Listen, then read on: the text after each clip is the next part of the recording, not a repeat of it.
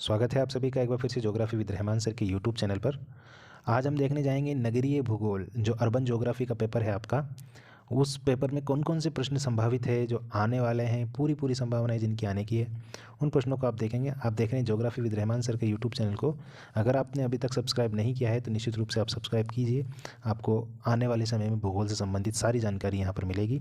Net set की exam से संबंधित जानकारियाँ और उनकी लाइव क्लासें, ये भी आपको आने वाले सत्र के लिए मिलेगी। तो आप इस चैनल को सब्सक्राइब करके देखते रहिए। तो नगरीय भूगोल को हम देखते हैं कौन कौन से प्रश्न इंपॉर्टेंट है। नगरीय भूगोल क्या है? Urban geography. और इसके ध्यान रखिएगा, अगर आप UGC net college lecturer, school lecturer की एग्ज़ाम की तैयारी कर रहे हैं तो बहुत इंपॉर्टेंट पेपर है ये। मैं यहाँ जो प्रश्न बता रहा हूँ उनको आप अच्छे से ठीक है समझ ही लीजिए, ये नहीं कि एम ही पास करने हैं, ठीक है। नगरीय भूगोल किसे कहते हैं, क्या है नगरीय भूगोल, उसके उद्देश्य और विशेष क्षेत्र को समझाइए। बहुत आसान और बहुत इंपॉर्टेंट प्रश्न है।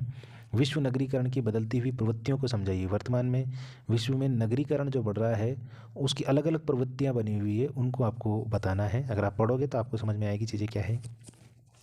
नगरों के कार्यात्मक वर्गीकरण की विवेचना कीजिए। देखिए, नगर कई प्रकार के होते हैं। औद्योगिक नगर होते हैं, पत्तन नगर होते हैं, खनिज नगर होते हैं, इसके अलावा स्पोर्ट्स सिटी होती है, बहुत सारे नगर होते हैं। तो वो अलग अलग कार्यों के आधार पर नगरों को वर्गीकृत किया गया है। ये बहुत इंपॉर्टेंट है, ये बहुत बार पूछा जाता है यूजीसी नेट के एग्जाम में। कोटी आकार नियम किसने दिया है? जी.के. जिफ महोदय ने दिया है। और अन्य विद्वानों के अनुसार भी जो है नगरीकरण की पदानुक्रम है उसको आपको समझाना है। पदानुक्रम, कोटि आकार मतलब रैंक दिया है इन्होंने नगरों को। रैंक साइज रूल कहते हैं अंग्रेजी में इसको। छोटे नगर, बड़े नगर, इस तरीके से।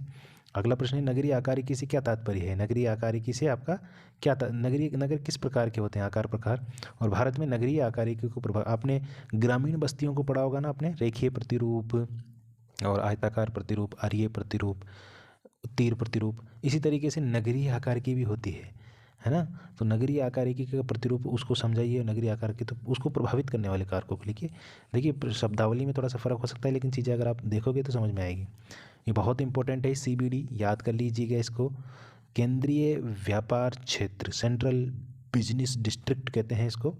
इसको क्या क्या है, ये क्या भूगोल में इसका योगदान है नगरीय भूगोल में, इसको आपको बताना है कि इसके ऊपर बहुत सारे नियम और सिद्धांत बने हुए हैं।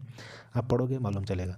डब्ल्यू क्रिस्टालर का जो केंद्रीय स्थल सिद्धांत है, देखिए केंद्रीय स्थल सिद्धांत अलग अलग विद्वानों ने दिया। एक बर्गेस महोदय ने भी दिया है, वो उद्योगों के संबंध में दिया है।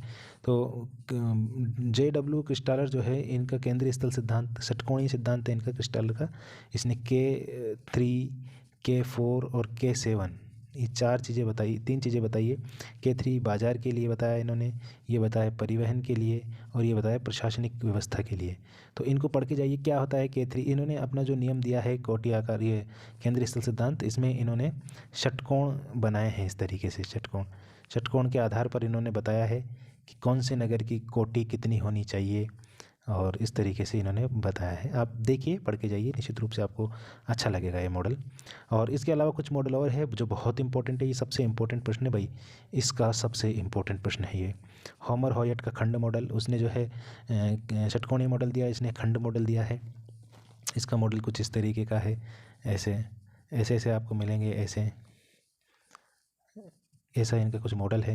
इसमें ये CBD है, ये दूसरा है, ये तीसरा है, ये चौथा है, ये पांचवा है, छठा, इस तरीके से आपको मिलेंगे। अलग अलग खंडों में विकसित किया है।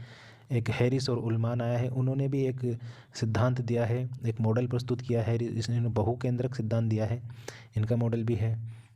और प्राइमेट सिटी की संकल्पना मार्क जेफरसन ने दी है अमेरिका में, बहुत इंपॉर्टेंट है ये।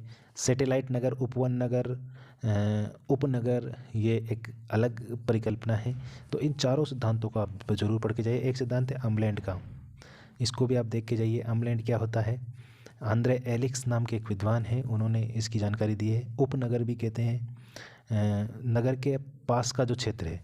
ग्रामीण नगरीय उपांत, जैसे मान लीजिए ये एक नगर का एरिया है, पूरा है, ठीक है। इस नगर के आसपास वाला जो इलाका है, ये वाला, यहाँ से नगर को बहुत सारे संसाधनों की रोजाना आपूर्ति होती है। तो इस एरिया को क्या कहते हैं? अमलैंड। इस एरिया को अमलैंड कहते हैं, नगरीय प्रभाव क्षेत्र कहते हैं। बाकी फिर गांव आएंगे बाहर की तरफ। ये जो एरिया है इसको नगरीय प्रभाव क्षेत्र कहते हैं। ये बहुत इंपॉर्टेंट है किसी भी नगर के लिए। यहीं से नगर की आवश्यकताओं की पूर्ति होती है। इसको शोषण का नगर भी कहा है, इसको मृत नगर भी कहा है, क्योंकि नगर जो है वो पूरी तरीके से इसका शोषण करता है। बाहर की जो क्षेत्र है इसका शोषण करता है। सारे मजदूर वगैरह सब यहीं से आते हैं। इसके अलावा जो है अगला क्षेत्र ग्रामीण नगरीय उपांत, समझ गए होंगे आप। ये क्या है? ये वाला आमलैंड इसी को कहते हैं। अगला प्रश्न है, नगरीकरण क्या है? बहुत ईजी प्रश्न है। इसकी वृद्धि विकास। नगरीकरण नगर में लोगों के जाने की प्रवृत्ति है। नगरीकरण बढ़ती जनसंख्या को नगरीकरण कह सकते हैं, बढ़ते उद्योगों को नगरीकरण कह सकते हैं। इसकी वृद्धि विकास और क्या क्या समस्याएं पैदा होती है वो सारी चीज़ें। नेक्स्ट प्रश्न जो है, प्रादेशिक नियोजन क्या है? बहुत इंपॉर्टेंट प्रश्न है ये। प्रादेशिक नियोजन, एक प्रदेश का नियोजन किस तरीके से करते हैं? देखिए, अब नगर आपने देखा होगा जीडीए, जेडीए, जयपुर में देखा होगा जेडीए, जयपुर विकास प्राधिकरण, तो वो प्रादेशिक नियोजन करता है किस तरीके से जयपुर में जो है गंदी बस्तियों को सही करना है, नालों को ठीक करना है, सफाई व्यवस्था करनी है, वो सारी चीज़ें। स्मार्ट सिटी प्रोजेक्ट, आप मास्टर प्लान भी कहते हैं इसको नगरों का, वो आपको समझाना है। और एक गंदी बस्ती किसे कहते हैं? गंदी बस्ती क्या है, इसकी उत्पत्ति कैसे होती है, इसके क्या समाधान है, और भारत में नगरीकरण की प्रवृत्ति और समस्याएं किस तरीके से भारत में नगरीकरण बढ़ता जा रहा है। तो आप यकीन रखिए, यहाँ से आपके सारे प्रश्न मिलेंगे।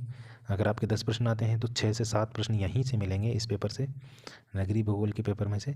अगर आपको और पेपर चाहिए तो निश्चित रूप से आप इसकी प्लेलिस्ट में जा कर के देख सकते हैं, वहाँ आपको सभी पेपर मिल जाएंगे एमए से संबंधित।